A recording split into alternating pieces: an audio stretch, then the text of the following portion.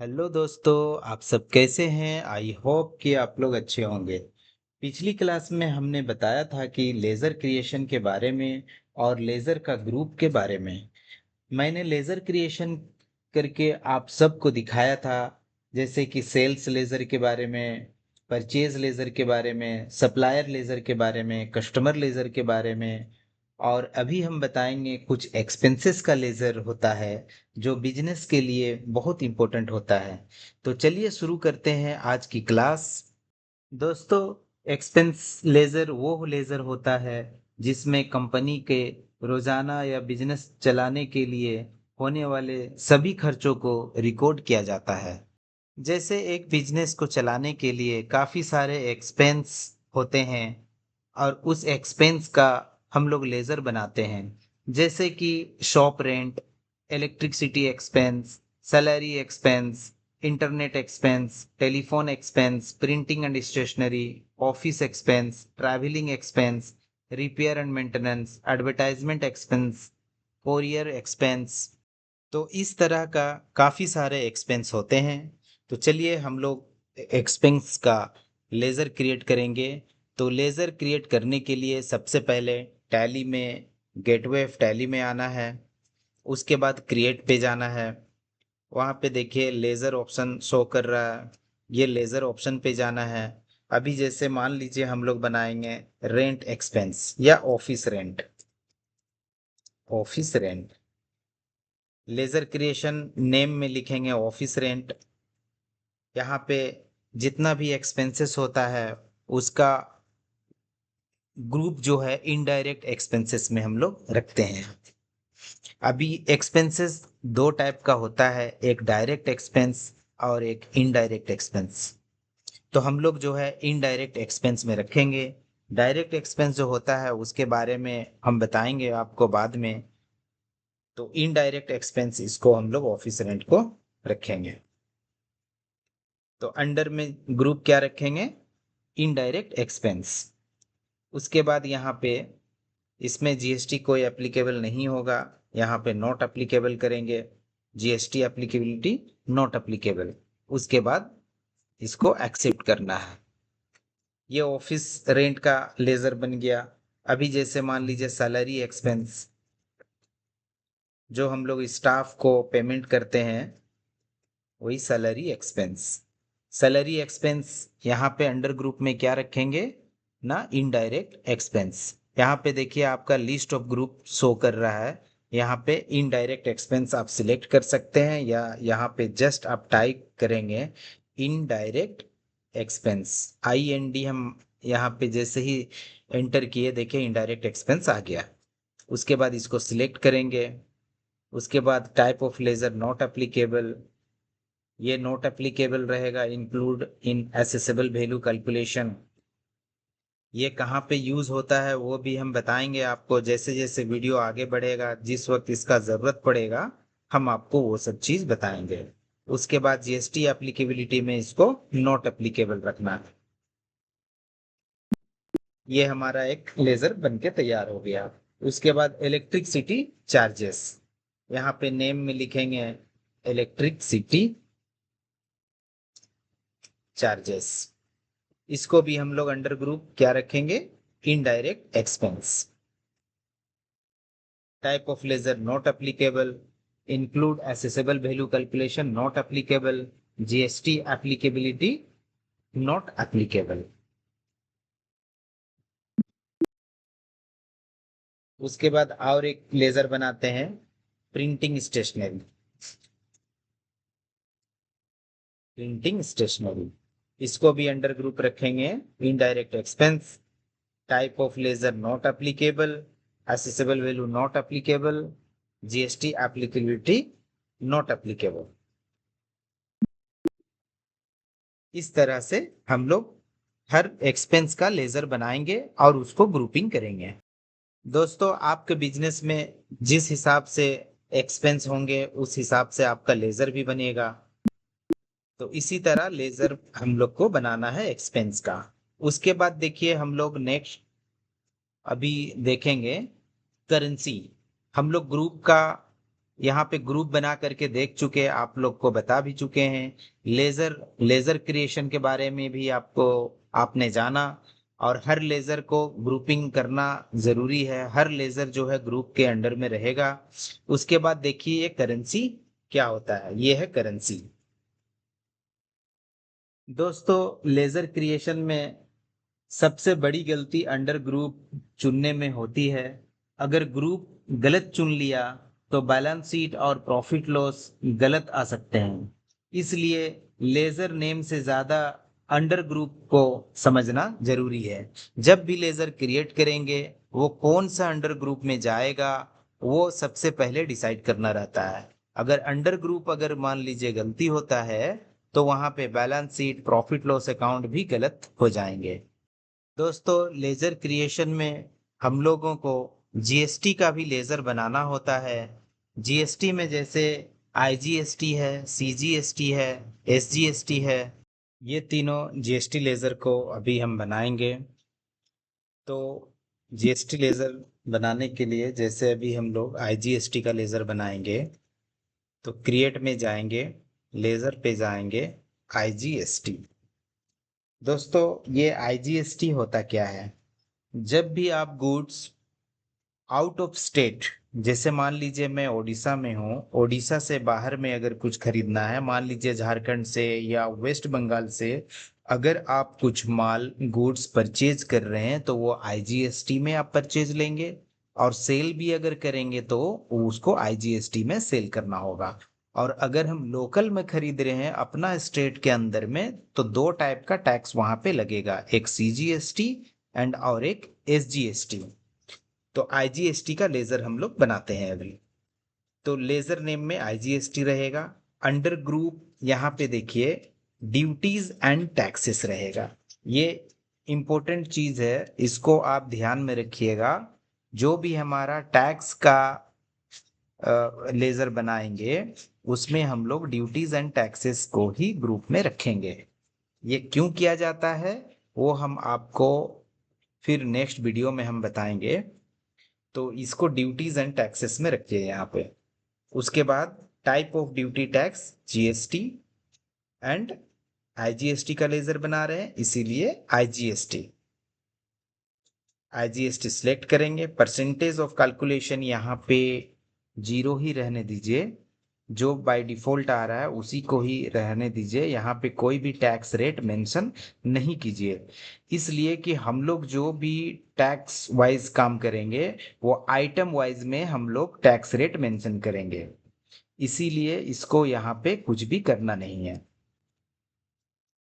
इसको अभी हम लोग एक्सेप्ट करेंगे। ये आईजीएसटी का लेजर बन गया। उसी तरह CGST, CGST laser creation name में लिखेंगे सीजीएसटी। अंडर हो गया ड्यूटीज एंड टैक्सेस। उसके बाद टाइप ऑफ ड्यूटी जीएसटी, यहाँ पे रहेगा CGST, central goods and service tax. उसके बाद परसेंटेज ऑफ कैलकुलेशन, ये बाय डिफॉल्ट जीरो रहने दीजिए। यहाँ पे कोई भी टैक्स रेट नहीं देना है।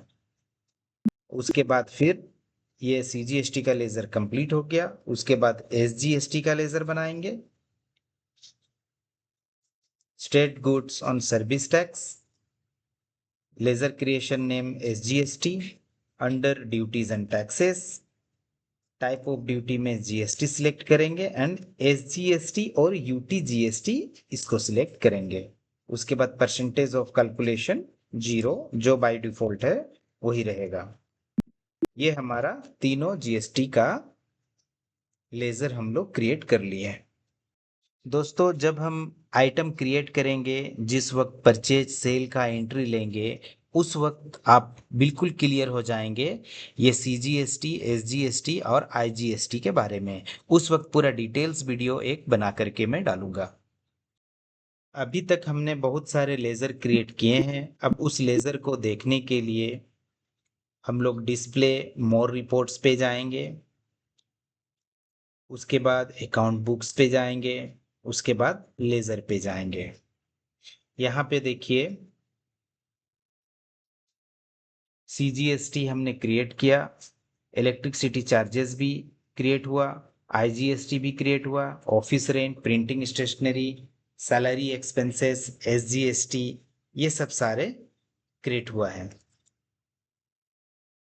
तो चलिए अब हम लोग नेक्स्ट ऑप्शन की तरफ बढ़ते हैं। गेटवे ऑफ टैली, हम लोग क्रिएट मास्टर में थे। क्रिएट मास्टर मेनू में ग्रुप हम लोग कर चुके, ग्रुप के बारे में जान चुके, लेजर के बारे में जान चुके। अब ये है करेंसी।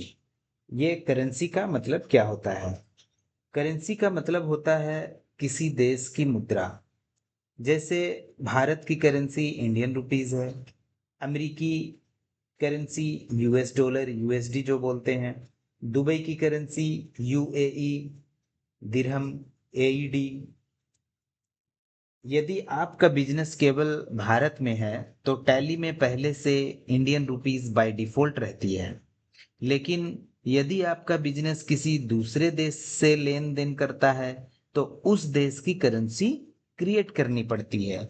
अगर मान लीजिए हमारा बिजनेस अगर इंडिया के अंदर में ही चलता है तो हम लोग को क्रिएट करेंसी करने का जरूरत नहीं है। जब भी आउट ऑफ इंडिया, जब हम लोग ये खास करके इंपोर्ट एक्सपोर्ट के टाइम पे जो लोग करते हैं, इंपोर्ट एक्सपोर्ट जो इंडिया से बाहर ट्रेडिंग करते हैं, तो उस वक्त करेंसी क्रिएट किया जाता है। दोस्तों, करेंसी कैसे वर्क करता है, जब प्रोजेक्ट वाइज करेंगे तब इसका प्रैक्टिकल करके हम आपको दिखाएंगे। तो अभी हम आगे बढ़ते हैं। Voucher type. दोस्तों, ये जो भाउचर टाइप है इसका क्लास भी हम अलग से लेंगे, क्योंकि टैली खुद अपना भाउचर टाइप जो है वो बाय डिफॉल्ट क्रिएट करके दी हुई है। अभी हम लोग को इसी से ही काम चल जाएगा। और भाउचर टाइप का काम होता है वो हम सेपरेट वीडियो बना करके देंगे, तभी जा करके ये आपको समझ में आएगा। इसीलिए भाउचर टाइप अभी रहने दीजिए। आप जस्ट कंपनी क्रिएट करके उसके बाद स्टॉक आइटम हो, ग्रुप हो, ये सब करने के बाद आप आराम से एंट्री आप कर सकते हैं यहाँ पे। भाउचर क्लास, भाउचर टाइप जो है वो हम आपको सेपरेट वीडियो बना करके देंगे। उस वक्त आपको पूरा डाउट क्लियर कर दिया जाएगा। दोस्तों, अब हम आगे बढ़ते हैं। Inventory masters. यहाँ पे देखिए स्टॉक ग्रुप। ये स्टॉक ग्रुप ये भी बहुत इंपॉर्टेंट चीज है। स्टॉक ग्रुप क्या होता है? स्टॉक ग्रुप का मतलब क्या है? एक जैसे प्रोडक्ट को एक कैटेगरी में रखना। जैसे घर में कपड़ों की अलग अलमारी होती है, किताबों की अलग और जूतों की अलग, उसी प्रकार टैली में भी समान प्रकार के प्रोडक्ट्स को एक ग्रुप में रखा जाता है। स्टॉक ग्रुप जो होता है वो प्रोडक्ट की कैटेगरी को समझता है। स्टॉक ग्रुप जो होता है वो प्रोडक्ट को कैटेगरी वाइज जो है उसको रखा जाता है। स्टॉक आइटम जो है वो एक्चुअल प्रोडक्ट होता है। फॉर एग्जाम्पल, मान लीजिए आपका लैपटॉप और प्रिंटर्स का दुकान है और आपकी दुकान में ये सामान है, जैसे एचपी का लैपटॉप है, डेल का लैपटॉप है, कैनन का प्रिंटर है, एप्सन का प्रिंटर है, कीबोर्ड है, माउस है, मॉनिटर है। अब यदि आप इन सभी आइटम को बिना ग्रुप के रखेंगे तो रिपोर्ट देखना मुश्किल होगा। इसलिए पहले ग्रुप बनाएंगे। ग्रुप बनाने से आप रिपोर्ट अच्छी तरह से देख सकते हैं, इसीलिए ग्रुप बनाना बहुत जरूरी है। आपको सबसे पहले एक लैपटॉप का ग्रुप बनाना है और इन सब लैपटॉप को, जैसे एचपी, डेल, लिनोवो, एसर, इन सब लैपटॉप को इसी ग्रुप में रखना है। जैसे आप यहाँ पे देख सकते हैं कि एचपी का लैपटॉप है, डेल का लैपटॉप है, कैनन का लैपटॉप है, लिनोवो का लैपटॉप है। तो हम लोग क्या करेंगे, टैली में एक ग्रुप बनाएंगे लैपटॉप। लैपटॉप के अंडर में हम लोग एचपी, डेल, कैनन, लिनोवो, ये सबको लैपटॉप के अंडर में रखेंगे। अभी जैसे मान लीजिए, जैसे प्रिंटर है आपके पास में, यहाँ पे जैसे एचपी का प्रिंटर है, डेल का प्रिंटर है, कैनन का प्रिंटर है, लिनोवो का प्रिंटर है। तो हम लोग क्या करेंगे, एक प्रिंटर का ग्रुप बनाएंगे। जैसे यहाँ पे लैपटॉप का एक ग्रुप बनाया गया, जिसके अंडर में एचपी लैपटॉप है, डेल लैपटॉप है, यहाँ पे एचपी लैपटॉप है, यहाँ पे डेल लैपटॉप, यहाँ पे डेल लैपटॉप। उसके बाद कैनन का लैपटॉप है, लिनोवो का लैपटॉप है। तो इसको हम एक ग्रुप के अंडर में रखेंगे जो कि लैपटॉप ग्रुप होगा। जब भी जैसे मान लीजिए हम अगर हम रिपोर्ट भी चेक करेंगे टैली में, तो पहले हम लैपटॉप में जाएंगे। लैपटॉप के अंडर में ये सारा लैपटॉप दिखेगा, जैसे एचपी का लैपटॉप, डेल का लैपटॉप, कैनन का, लिनोवो का। उसी तरह हम लोग जैसे प्रिंटर में जाएंगे, अगर प्रिंटर ग्रुप में, तो हम लोगों को दिखेगा HP printer, Dell printer, Canon printer, Lenovo printer, ये सब ग्रुप में दिखेगा। अब जैसे मान लीजिए कंप्यूटर एसेसरीज, कंप्यूटर एसेसरीज, ये एक ग्रुप बनाएंगे कंप्यूटर एसेसरीज का। इसके अंडर में जैसे क्या रहेगा ना, keyboard, keyboard, mouse, webcam, pen drive, hard disk, ये सब जो है ये एसेसरीज है। ये कौन सा ग्रुप में रहेगा, कंप्यूटर एसेसरीज में हम लोग बना के रखेंगे। जब भी हम रिपोर्ट चेक करेंगे तो कंप्यूटर एसेसरीज में जाएंगे, वहां पे जब उसके अंदर में एंटर करेंगे तो वहां पे हमको शो करेगा keyboard, mouse, webcam, pen drive, hard disk. उसी तरह जब लैपटॉप का ग्रुप में जाएंगे तो एचपी लैपटॉप शो करेगा, डेल लैपटॉप शो करेगा, कैनन का लैपटॉप शो करेगा। उसी तरह अगर हम प्रिंटर का ग्रुप में जाएंगे तो एचपी प्रिंटर शो करेगा, डेल प्रिंटर शो करेगा, कैनन प्रिंटर शो करेगा। इसी तरह वो शो करेगा। दोस्तों, स्टॉक ग्रुप अलमारी की तरह होता है, और स्टॉक आइटम उस अलमारी में रखा हुआ सामान होता है। पहले अलमारी बनती है, फिर उसके अंदर सामान रखा जाता है। इसीलिए पहले हम ग्रुप बनाते हैं। स्टॉक ग्रुप जो है, स्टॉक ग्रुप जो है, स्टॉक उसको कैटेगरी वाइज, आइटम को कैटेगरी वाइज रखने के लिए बनाया जाता है। और स्टॉक आइटम जो है, स्टॉक आइटम क्रिएट करने के बाद उसको स्टॉक ग्रुप में रखा जाता है। मतलब स्टॉक आइटम को आप स्टॉक ग्रुप के अंदर में रखेंगे। तो दोस्तों, स्टॉक ग्रुप बनाने के लिए क्या करना होगा ना, आप यहाँ पे गेटवे ऑफ टैली में जाएंगे, क्रिएट पे जाएंगे, स्टॉक ग्रुप में जाएंगे। यहाँ पे जैसे मान लीजिए लैपटॉप एक ग्रुप बना, अंडर जो है इसको प्राइमरी अभी रहने दीजिए। So quantity of item to be added, इसको यस कर दीजिए।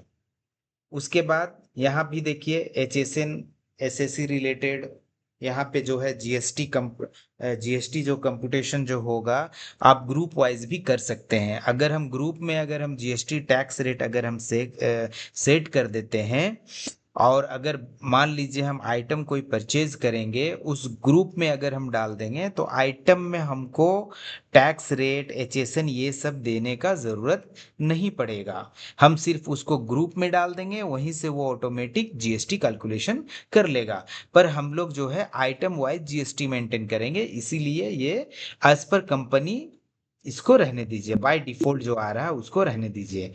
तो यहाँ पे देखिए हम लोग एक लैपटॉप का एक ग्रुप बनाए, यहाँ पे देखिए एक लैपटॉप का ग्रुप बना रहे हैं, लैपटॉप अंडर ग्रुप प्राइमरी रहने दीजिए अभी। उसके बाद quantity of items to be added, इसको यस रखिए। उसके बाद ये by default as per company रहने दीजिए। उसी तरह हम यहाँ पे और एक ग्रुप बनाएंगे प्रिंटर का। प्रिंटर में यहाँ पे देखिए लैपटॉप हमने बनाया, यहाँ पे देखिए लिस्ट ऑफ ग्रुप में लैपटॉप शो करने लगा। उसी तरह प्रिंटर हम बनाएंगे, तो प्रिंटर जो है उसको भी प्राइमरी में रखेंगे।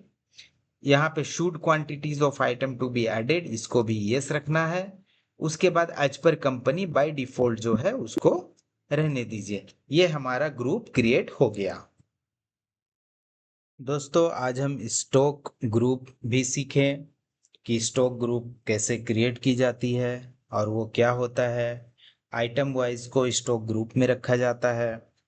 और नेक्स्ट जो हम लोग अभी सीखेंगे नेक्स्ट वीडियो में, वो स्टॉक आइटम के बारे में सीखेंगे कि आइटम को कैसे स्टॉक ग्रुप के अंडर में रखा जाएगा, कैसे रिपोर्ट में देखा जाएगा। वो सब हम लोग, क्योंकि वो जो स्टॉक आइटम का जो वीडियो है, ये काफ़ी लंबा होगा, इसीलिए उसको एक सेपरेट अलग से वीडियो बनाएंगे। दोस्तों, अगर आपको हमारी ये tally prime complete course series पसंद आ रही है तो वीडियो को लाइक करें और अपने दोस्तों के साथ शेयर करें, और ऐसे ही अकाउंटिंग जीएसटी टैली प्राइम सीखने के लिए हमारे चैनल को भी सब्सक्राइब करें। मिलते हैं अगले वीडियो में, तब तक के लिए धन्यवाद। Bye bye.